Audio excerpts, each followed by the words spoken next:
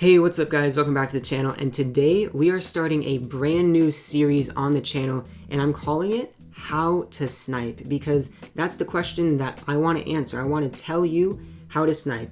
Every episode is going to be a different question, so we're starting with what is sniping. Other videos I think are probably going to be what's a filter, how do you snipe, what do you buy players for, what do you sell players for, stuff like that, kind of general questions, but I'm going to be giving detailed specific answers to them so that I can teach you how to snipe. And I don't really know what the timeline on these episodes is going to be, so the best way to know when I post those next episodes is to be subscribed with notifications on. So make sure you do that if you haven't done it already. Now, the first thing I want to do is give a definition to sniping. Now, I remember MMG said many times way back in the day, if you watched him back then, he defined sniping by saying buying players for low and selling them for high, which is really general and it's kind of true, but I wanted to be more specific in that. So I said more specifically, sniping is buying players for less than their going price and selling them for that going price in an attempt to make a profit.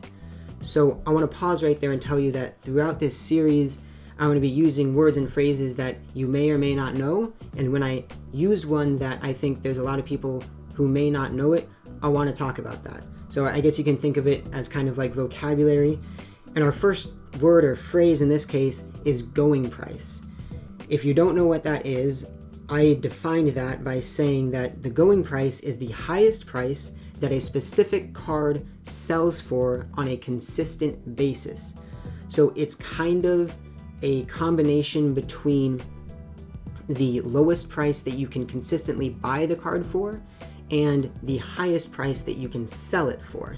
And the first example that comes to mind about going price, I'll hop over to the auction house right now and search it up, is the 80 overall Team of the Decade players. So if we go ahead and search 80, position doesn't matter, program, all the way down to Team of the Decade, you can see there's a ton of them, and we got 85 pluses, but I'm going to put in 12k because I know that they go for about 12,000 coins. And if we look here, there's just a bunch of them up for 12,000 coins.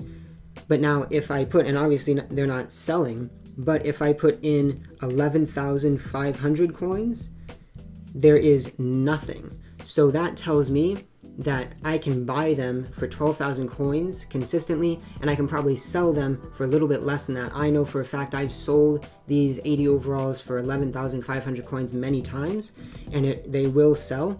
So I would say that the going price for the 80 overall Team of the Decade players is about 12,000 coins.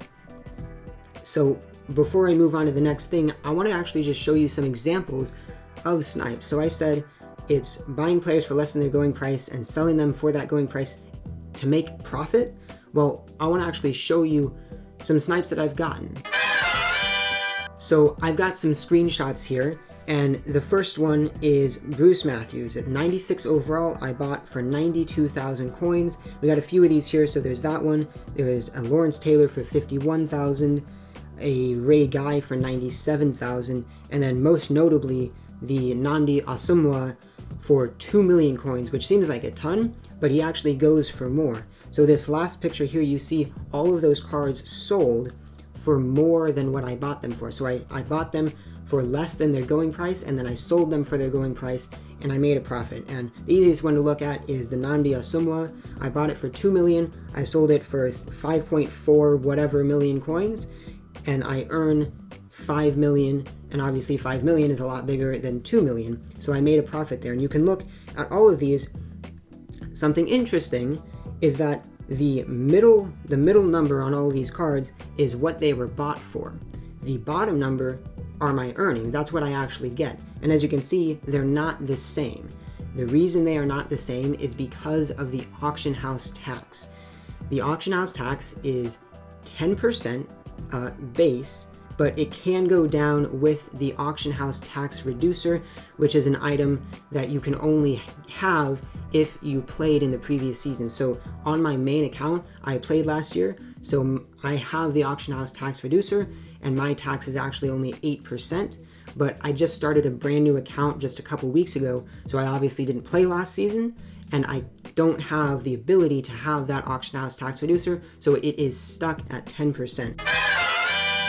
Now, if you don't know what your auction house tax is, the way you can find it is by going into auctions, like I'm doing right now, and then go to post auction, and at the top there it says auction fee 8% of the final sale price will be deducted. So for me it's 8%, base it is 10%. So that's how you find it if you don't know what yours is.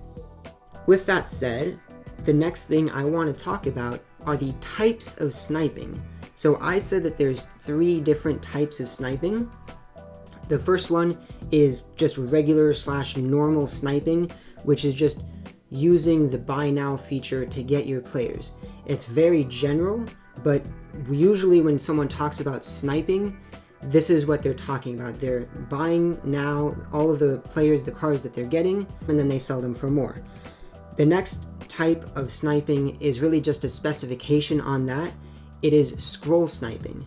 You're still using the buy now feature, but you're scrolling to find those snipes. So instead of just waiting for them to show up on the auction house, you're scrolling until you find a card that's a snipe, and then you're buying it now. And then the third and final type of sniping is different from the first two. It is bid sniping. So instead of using the buy now feature, you're actually bidding on the cards. So instead of waiting for the cards to show up on the auction house and buying them now, you're bidding on the cards when they only have like 1 or 2 minutes left. It can be a lot easier if you're not facing any competition, but bid sniping can also be really difficult if there's other people also bidding on the same card as you. So those are the 3 types of sniping. Obviously just saying sniping encompasses all of it, but usually when people say that, they're talking about using the buy now, and then there's scroll sniping, which is where you're scrolling through the auction house to find a snipe, and then bid sniping is not using the buy now, but instead bidding on the players. And that brings me to the last thing in this video, which I just wanted to kind of talk about, which is auction house knowledge. And I kind of define that as knowing, what cards are common, what cards are rare, what certain cards go for, what you can sell them for, all of that. And then obviously, knowing what's a snipe, what's not a snipe when you see it on the auction house. The only way, and really the best way to gain auction house knowledge is to be in the auction house. The more you're in the auction house, the more you'll learn about it, because the more you'll be seeing players and looking up players and knowing what they go for and knowing what you can sell them for. That's the best way. So if you want homework for between now and the next video in the series, just be in the auction house, whether you're in a filter or you're sniping or you're just hanging out in there and looking up a bunch of different random cards, or you're maybe looking for a card to buy for your team. Just be in the auction house and learn some prices. See, I knew that Team of the Decade 80 overalls, their going price is 12K. There's a ton of cards out there that I don't know the going price of. So if there's cards that you don't know the going price of, go and figure it out. But that is going to be it for the first episode of the How to Snipe series. We were answering what is sniping. I think I did a really good job of that. If you have any questions about this video or future videos, or maybe you have an idea for a future video in this series, leave it down in the comments below. But that's going to be it for the video. Thank you so much for watching. Stay safe as always, and I'll see you next time.